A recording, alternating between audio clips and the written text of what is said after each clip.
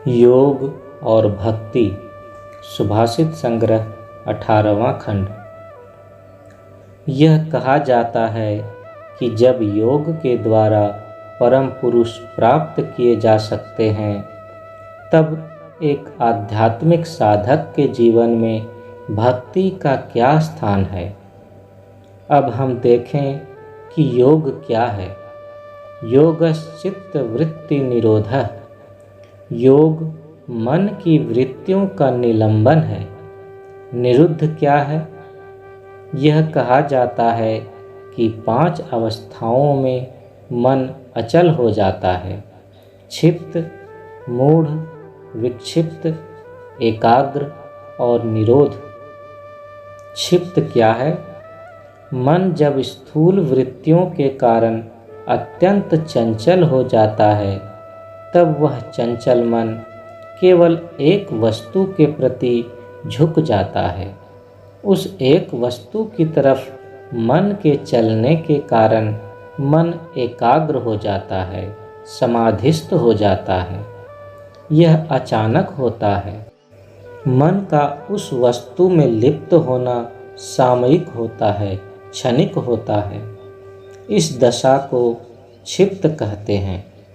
अपने व्यक्तिगत जीवन में तुम लोगों ने अनुभव किया होगा कि यदि किसी व्यक्ति से तुम्हारी लड़ाई हो जाती है और तुम उसके प्रति क्रोध में भर जाते हो, तब दिन भर उस व्यक्ति की छवि तुम्हारे मन में आती रहती है और किसी अन्य दिशा में मन को एकाग्र नहीं कर पाते हो।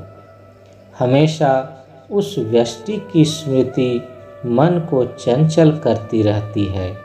मन की इस अवस्था का नाम क्षिप्त समाधि है। दूसरा है मूढ़, जहाँ आसक्ति है या किसी चीज से भय है।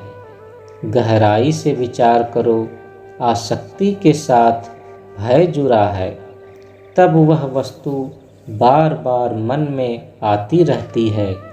उदाहरण के लिए, गाजीपुर का एक व्यक्ति बम्बई में काम करता है। बम्बई के जिस ऑफिस में वह काम करता है, उसी तरह का ऑफिस वह गाजीपुर में अपने लिए चाहने लगता है।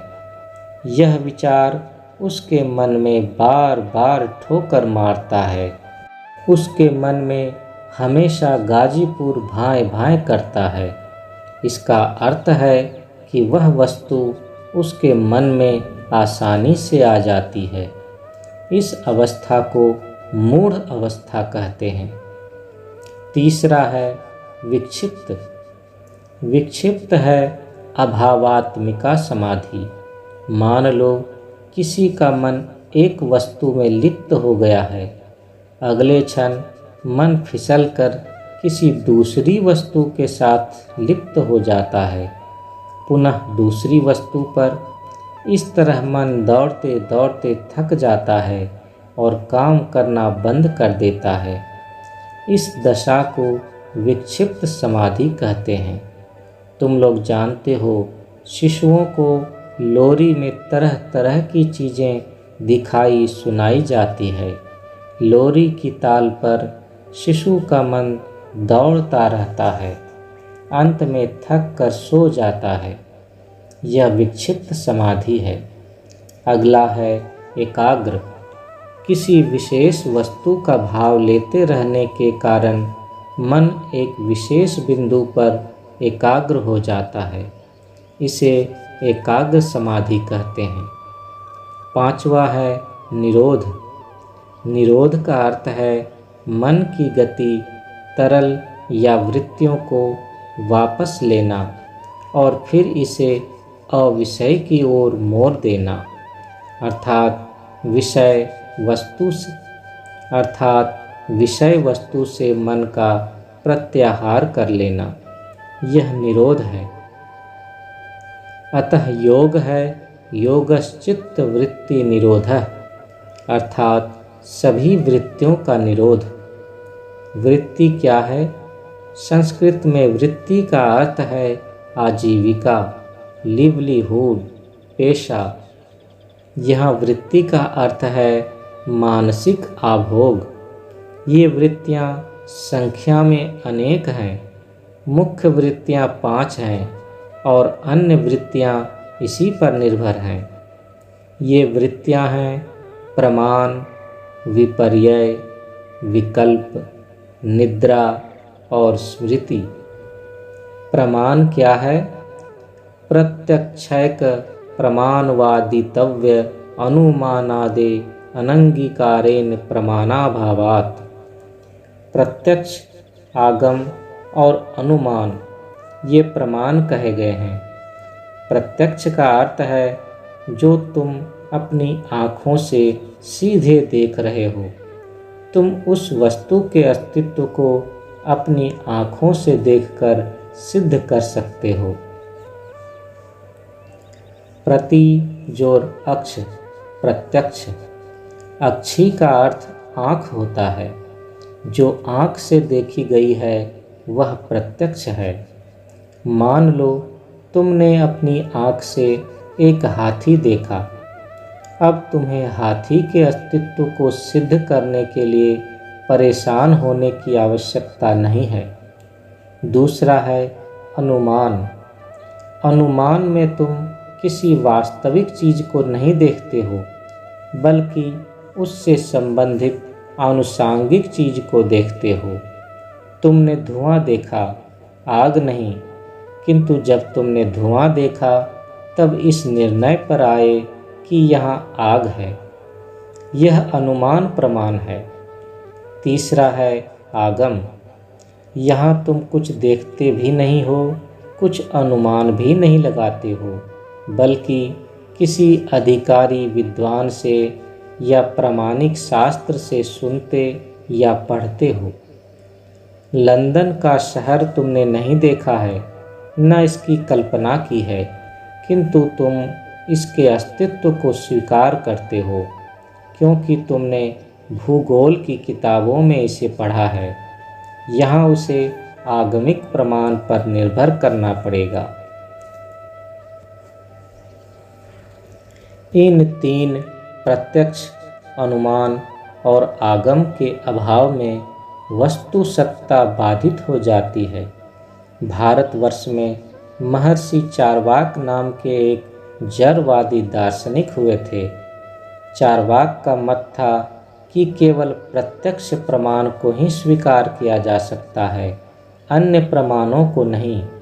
उनका कहना था प्रत्यक्षैक प्रमाणवादितव्य अनुमानादे अनंगीकारेण प्रमाणाभावात्। अर्थात केवल प्रत्यक्ष ही प्रमाण है। क्या उसने वायु के अस्तित्व को स्वीकार नहीं किया? वायु आँखों से दिखाई नहीं पड़ता है। अगला है विकल्प।